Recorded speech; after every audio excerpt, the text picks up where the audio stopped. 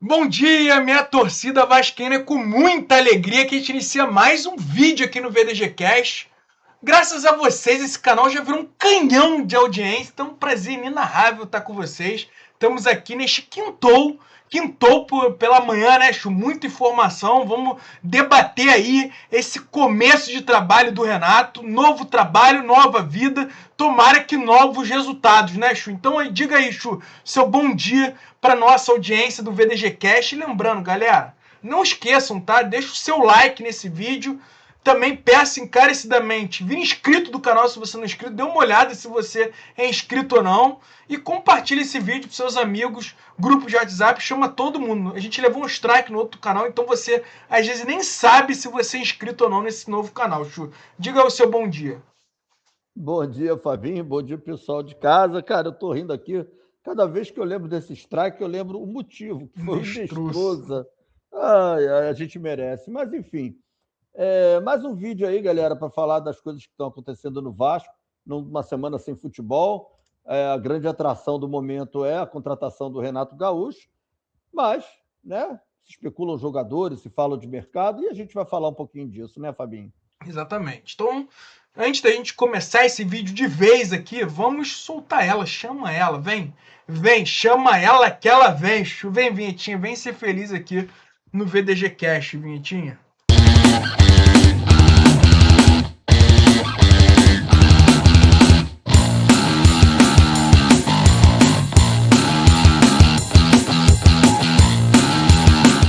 Então é isso, pessoal. Bora que bora. Vamos avaliar muito esse cenário. A gente vai falar nesta live aqui sobre jogadores que podem ganhar chances com o Renato, com essa mudança aí de comando. Vamos ver quem vai ganhar mais chances. Também a gente vai falar sobre o mercado da bola, transferências internacional. A janela fechou na última terça-feira. A gente vai avaliar aí os gastos do Vasco, se a janela foi positiva ou não foi positiva. Então aguarde aí, galera. Aguarde aí. Temos muito o que falar. Sem mais delongas, vamos começar já com isso aqui, Chuchu. Já tô com uma arte bonita aqui que eu fiz. Jogadores que podem ganhar chance com o Renato. Tá na tela. Fiz uma arte do Renato com o Tietê, porque segundo informações da Rádio Tupi, Chuchu, vou te falar aqui, os jogadores que podem ganhar chance, tá? Com o Renato Portaluppi, Chuchu. Segundo a Rádio Tupi, o Tietê é um deles, que é um volante experiente, que o Renato gosta de jogadores experientes, que jogador que já rodou, já foi campeão. Renato gosta de jogadores assim. Tem um Cuiabano, Chuchu, que é um lateral que atuou com o Renato no Grêmio. Tem o JP também, jogador da base, que vem aí entrando bem. O Renato é um jogador que gosta muito de usar a base, um jogador que provavelmente não vai perder espaço. Lucas Piton, o Renato gosta de laterais que jogam com a perna certa. O Lucas Piton não deve perder a vaga para o Cuiabano, apesar do Cuiabano também ser um jogador que agrada o Renato. Acho que o Cuiabano vai continuar, ou aliás, o Piton vai continuar como titular. E o Roy, Chuchu, que é um jogador de mobilidade, intensidade, do jeito que o Renato gosta. Então, segundo a Rádio Tupi, Chuchu, esses nomes de repente podem ganhar chance. O Cuiabano, de repente, mais ofensivo, jogando de repente junto com o Lucas Piton.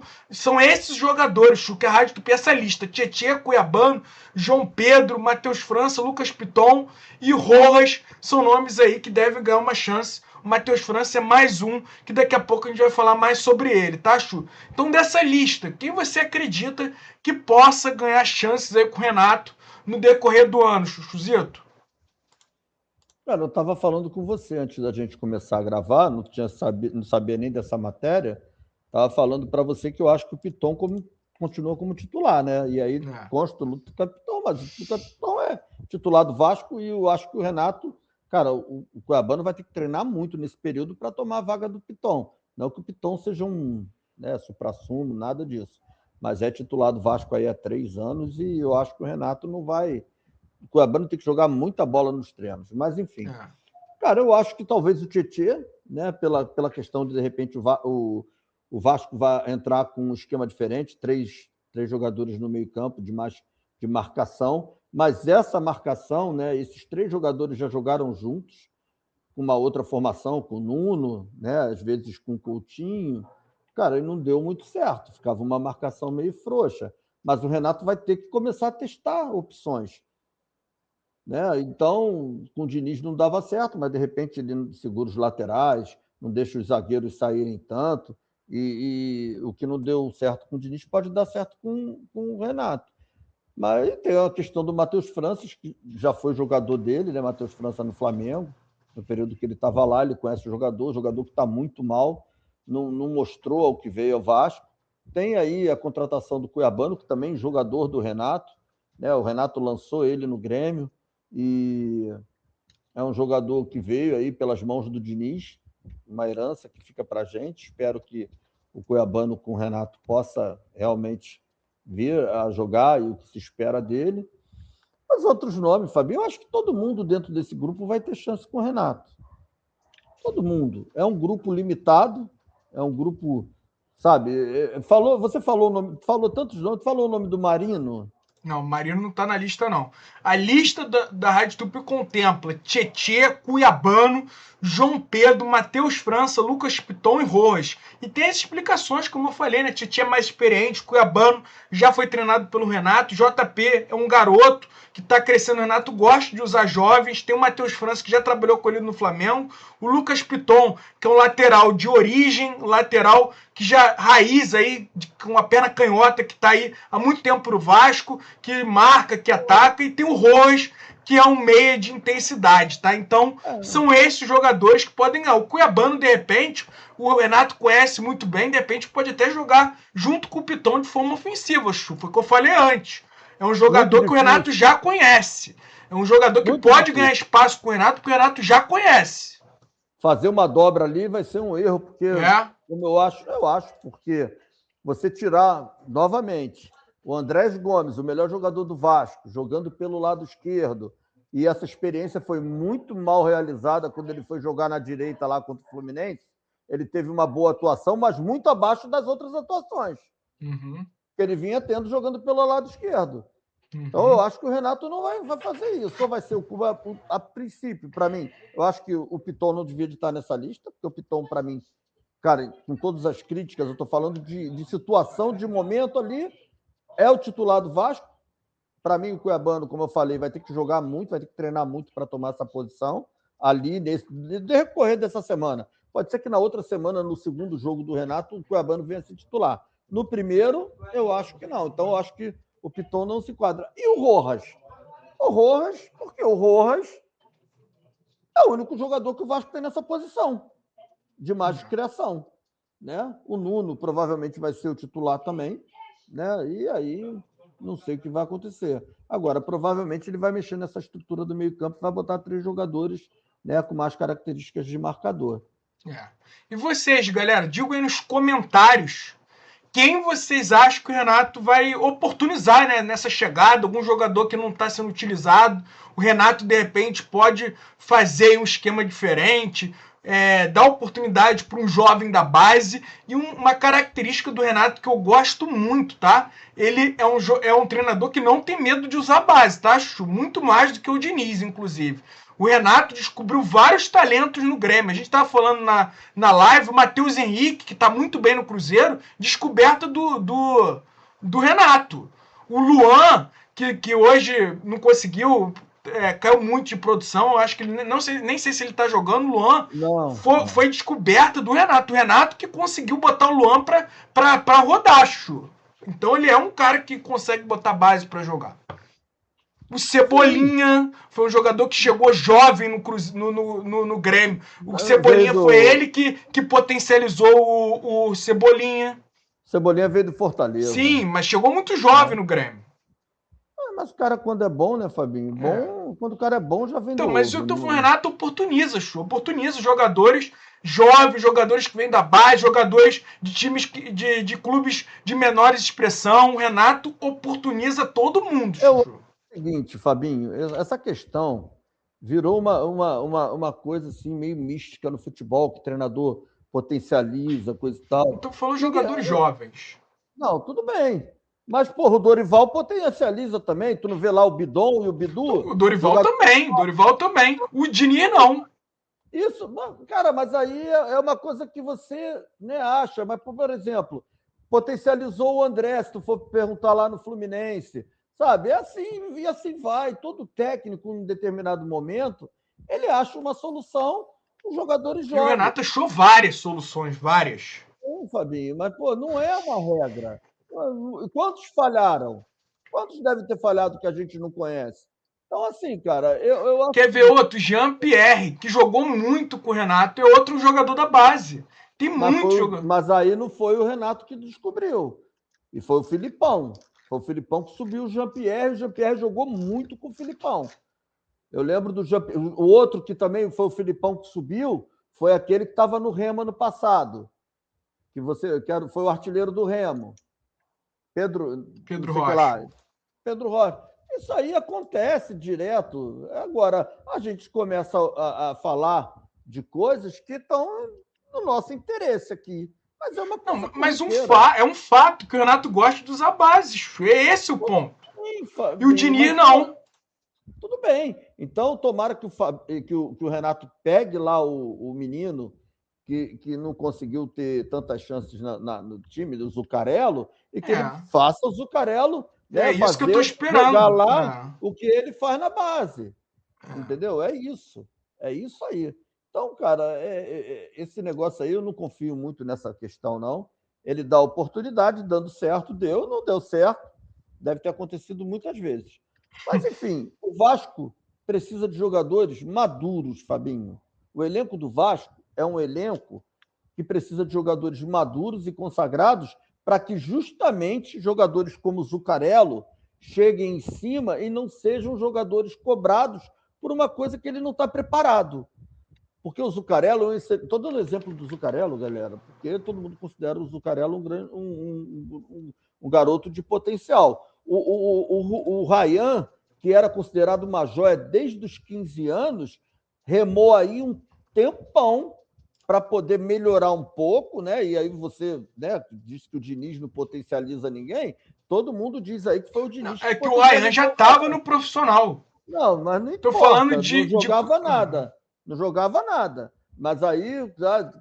O Diniz tem um Ryan e um André. Só do Renato eu já te falei uns 5 aqui que ele descobriu. Tudo bem, mas o Tietchan, que foi campeão aí direto, foi ele que descobriu o Tietchan lá naquele time mequetrefe que ele treinava lá quando ele apareceu pro então você está defendendo o Diniz, é isso? Não estou defendendo. Estou falando que isso é uma coisa comum. Só que como o Renato está lá, a gente fala como se o Renato fosse o único que faz isso. E não é.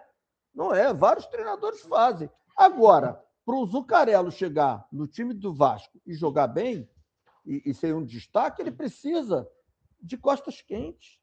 Precisa de gente que dê suporte a ele. E o Ryan, quando cresceu, mal ou bem o Ryan cresceu, quando o Coutinho chegou no Vasco. Tirou aquela responsabilidade do Ryan de ser o protagonista, que ele ainda não tinha capacidade de ser. As lentes ficaram todas para o Coutinho. Ele se sentiu mais à vontade e começou a desenvolver o futebol que todo mundo diz que ele tinha lá desde a base. Entendeu? Não é questão só foi o Diniz, foi... Cara, o jogador jovem precisa de um suporte. Mas, enfim, tomara que o Renato, né, consiga trazer jogadores para o Vasco e que o Vasco melhore muito com o Renato para sair dessa situação que é muito ruim que o Vasco se encontra no Campeonato Brasileiro. E vocês, galera, quem vocês acham que o Renato vai oportunizar? Se ele vai descobrir alguém na base, se ele vai conseguir botar alguém para rodar aí da base no time profissional? Digo aí a opinião de vocês. Eu acho que o Renato é um cara que costuma aí sempre oportunizar a base, é um cara que está acostumado a trabalhar com base, que ele gosta muito de trabalhar a base. Vamos aqui ao próximo assunto dessa live. Tá aqui informação lá do GE. Deixa eu aumentar aqui para a galera ler junto comigo. O Vasco nessa janela de transferências. Ó, as contratações do Vasco. Deixa eu ver se a galera tá conseguindo ler. Deixa eu aumentar mais um pouco que tá pequeno. Aqui, ó. Os jogadores que o Vasco contratou nessa última janela de transferência, galera. Tá aí, ó. Vamos lá. Rojas, o Vasco contratou por empréstimo. O Alan Saldívio, o Vasco gastou 6,3 milhões de reais. Vou falar só os reais. O Marino, o Vasco gastou cerca de 26, deixa eu olhar aqui, 26,4 milhões. O Brenner, o Vasco gastou... O Vasco gastou, não, né? O Vasco contratou por esses valores, né? O Vasco pagou à vista o Marino? Não, eu tô falando montante que tá aí, Não, que tá em vigor. Não, o Vasco não o... contratou ninguém à vista, Chuchu. Ninguém à vista. Mas quem você falou que foi 6 milhões O Alan Saldívia, 6,3 milhões. de reais? É. Ah, O tá bom. Marino tá avaliado na compra em É porque 26,4 milhões. quando você falou, eu achei que quando você falou que Saldívia me veio na cabeça o Cuesta. Desculpa, tá beleza, tô entendendo. O Brenner, o Vasco tá aí previsto pagar 30,5 milhões de reais. O Cuiabano veio por empréstimo. O Spinelli tá previsto aí 10,5 milhões de reais. O Andrés Gomes, 27,5 milhões de reais. O Carlos Cuesta, 9,1 milhões de reais. Juntando tudo isso aí que o Vasco se comprometeu a pagar, dá mais de 100 milhões, dá no total 110 milhões de reais. Então é muito dinheiro que o Vasco se comprometeu a pagar para um time aí lanterna do campeonato. Se juntar aí os outros times, talvez o Vasco tenha sido um dos que mais gastou, Chuchu. Pô, mas peraí, Fabinho, o Cuesta quanto? 9,1 milhão de reais. Não pode. O Cuesta foi 5 milhões, 5 milhões, tu lembra dos empréstimos? Chegava até quase 7 é o que tá aqui, deve milhões ser, de euros. Chuchu, deve ser o que ter sido combinado nessa janela, Chuchu. De empréstimo, aqueles valores, o GE fez aqui. Deve estar o que foi combinado nessa janela. De empréstimo, deve ter sido isso. Eles botaram aqui o asterisco. Vamos lá, já que o Chuchu quer ver o asterisco, vamos ver o asterisco. O que tem aqui? O Andrés Gomes e Carlos Cuesta foram contratados pelo Vasco no ano passado, mas estavam por empréstimo. O atacante foi adquirido de forma definitiva em negócio com o Rennes da França. Enquanto o zagueiro teve a cessão renovada até o fim do ano com o Galatasaray da Turquia. Foi 2 milhões, foi 2 milhões. 2 milhões de É o valor dólares, que o Vasco pagou por empréstimo, deve ter sido isso. É, Então, o total que o Vasco gastou, segundo o GE, 110 milhões de reais. É dinheiro pra caramba, hein? É muito dinheiro para um time que está na última colocação do Campeonato Brasileiro, né? É muito dinheiro também é o seguinte, né, galera? É muito dinheiro para o Vasco, que está ferrado. É muito, porque o Paquetá valeu, foi muito lá mais. 200 e tantos. Mas foram poucos os que gastaram muito também, né? Sim, mas tudo se bem. Porque se botar na ponta do lápis, Flamengo e Palmeiras gastam muito mais do que os outros. Então, eles estão muito acima dos outros, Flamengo e Palmeiras. É muito dinheiro para o Vasco. Mas porque, pô, tem jogador aí que 30 milhões, eu não sei quanto é que o Cruzeiro gastou nessa janela. Mas o Vasco deve ter sido um dos 5 que mais gastaram, tá? Ah, tá, tudo bem, até acredito. Mas é aquilo, né? Gastou bem, gastou mal, não importa. Tudo bem, eu queria que os resultados fossem positivos, coisa e tal. Mas pelo menos tentou, fez investimento. Porque se ele tivesse gasto 30 milhões, a gente estaria reclamando aqui da mesma maneira. Né?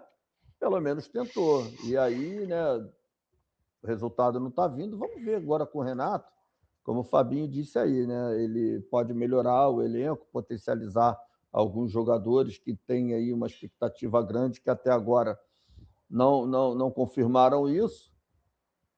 E é torcer, cara, não tem jeito. O Vasco não vai contratar ninguém de peso nesse momento. Vai vir o jogador que nós falamos ontem, né? Que se vier, o Wallace, vai vir jogadores desse tipo. Não vão vir jogadores que venham e vistam a camisa do Vasco de uma maneira logo, né, direta e seja titular. Então, vamos esperar. É muito dinheiro mesmo. Para o Vasco, isso é muito dinheiro. Vamos torcer, né? Porra, pelo menos o Vasco tem algum retorno aí com esses caras aí no meio do ano. Vamos ver então o que vai acontecer. Eu digo no meio do ano, que eu digo retorno, não financeiro, esportivo, tá? Vamos ver o que vai acontecer. E, galera, nos respondam aí o que vocês esperam aí de tudo que a gente falou. Quais jogadores vocês acham que vão ganhar chance com o Renato? Sobre esses gastos do Vasco na janela. Vocês acham que foi muito, foi pouco? Que o Vasco vai conseguir trazer consequências aí boas com essas contratações? É isso. Zito, diga o seu bom dia para a nossa audiência. Bom dia, Fabinho. Bom dia, pessoal de casa. Cara, não adianta. Toda vez que eu achar que a coisa não está boa, eu vou reclamar e vou criticar, né? E isso acontece muito, né? Porque as coisas, né? O Vasco faz, né? Pelo menos fez alguma coisa agora, tentou jogadores na janela aí, não está dando certo, mas a gente torce para que venha a dar certo. Mas, cara, é muito difícil, é muito difícil. E agora o Vasco se agarra, né? O Vascaíno se agarra na esperança de que o Renato realmente venha fazer esse elenco melhorar e esse time sair da situação que está. Bom dia para todos, bom trabalho. E amanhã a gente volta, né, Fabi? Amanhã não, é hoje às 20 horas a gente volta. É isso, galera. Falou, um beijo, um queijo, saudações Cruz Maltinas e fui!